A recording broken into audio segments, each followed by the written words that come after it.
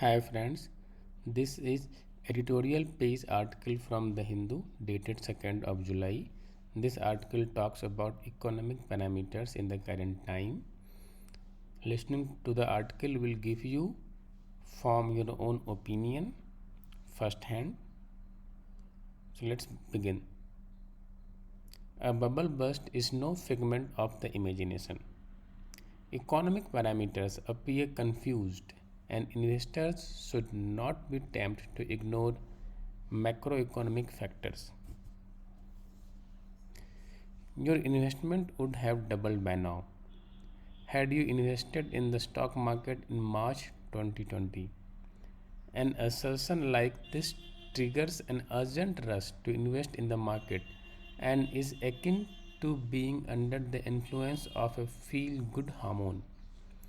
This makes the expectations of winning big feel better than just winning, leading to impulsive, even detrimental decisions attributable to behavior biases, to use the terminology of behavioral economist. Perception versus reality. Investors may not necessarily be always sensible or even capable of perceiving the larger picture. Nobel laureate Daniel Kahneman argues that humans usually use the first system of fast thinking to hurriedly act and perceive their environment. Consequently, they are susceptible to the priming effect, framing bias, anchoring effect, overconfidence bias, and availability heuristic. These phenomena thus play their part in pervading optimistic market conditions. As a result, investors often end up ignoring or overlooking uncertainties and risks involved in their decision. They get so enamored with the idea of making a killing that they forget that in the month of March last year itself, the market had tanked a fourth of its capitalization, causing mayhem.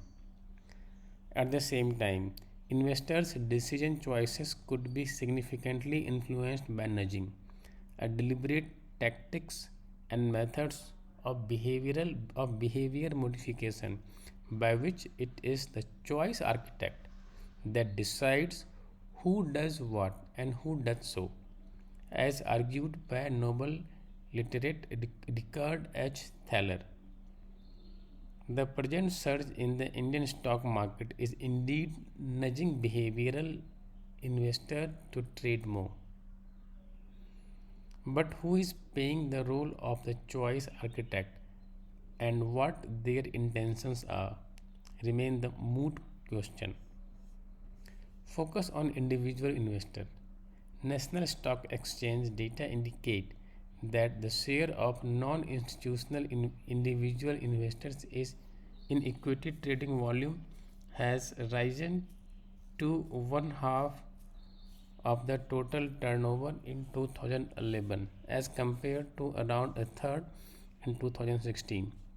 In contrast, the share of foreign institutional investors in the total trading volume has shrunk to just about a tenth, making it half of what it used to be in 2016.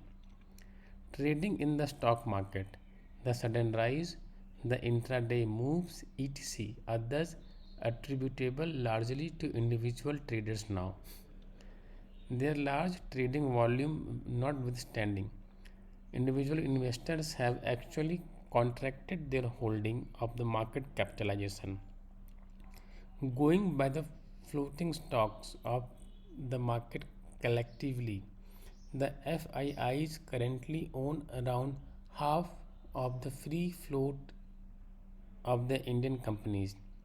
Apparently, the retail investors have consistently sold their stake to end up holding less than 20% share now. Trading that seems to be the mainstay of retail investors, and this is what makes them more vulnerable to the vagaries of the market. The market today. During the period under discussion, the fundamental economic and environmental parameters look confused. GDP has shrunk by at least 7.5%. Unemployment rate has been on the rise, and an overwhelming number of people are said to be sliding back into poverty or becoming poorer than a year before. At the same time, Center for Monitoring Indian Economic Private Limited data of the listed companies reveal a rise in their profit due to rationalization and cost cutting. Investors might be tempted to ignore macroeconomic factors and invest in such stock believing that it is the profit that impels the stock prices. In reality, however, share price is expected to ascend if a company declares to cut its wage bill. This probably explains why stock markets around the world have been on the rise amidst the novel coronavirus pandemic. Demand may have declined, but profits have been least impacted. At the larger economic level, however, real wages have plunged. Clearly, the market has not entirely decoupled itself from the economic indicators. Stimulus of profit or euphoria caused by happy hormones. Whatever the reason apart, the stock market has been drawing available excess liquidity. Simultaneously, frequent trading has been propelling the stock market further up. But how long can this last?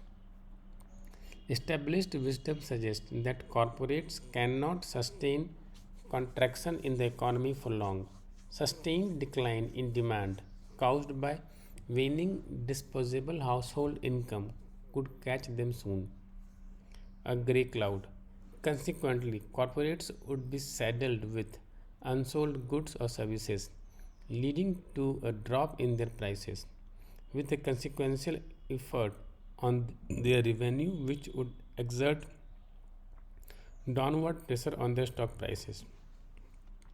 This is, however, not to deny that markets are always futuristic and stock prices imitate investors' expectations. But how long can expectations drive the market if the economy does not revive soon? Robert J. Schiller, another Nobel, another Nobel laureate, attributes this phenomenon of creating a possible bubble to irrational exuberance. And bubbles are seldom long lasting and burst sooner rather than later. When bubbles burst, they cause a kind of financial earthquake, in turn destabilizing public trust in the integrity of the financial system. Critically, as the past portrays, individual investors, with all their vulnerabilities, suffer the most devastating consequences. Retail investors are as well susceptible to overreaction when negative news hits the market.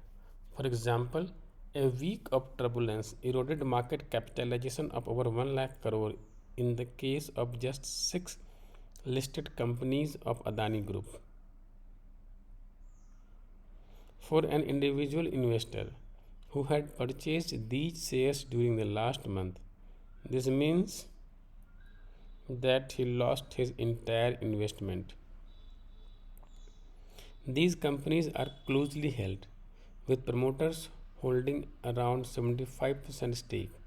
But imagine the mayhem if this happens to a widely held company.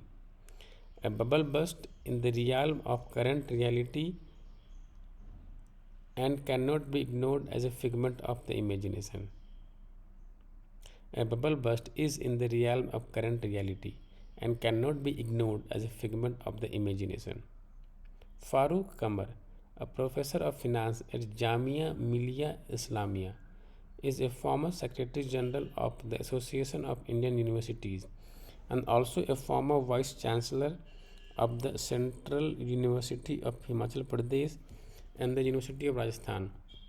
Tawfiq Ahmad Siddiqui is an assistant professor in the finance at Jamia Millia Islamia.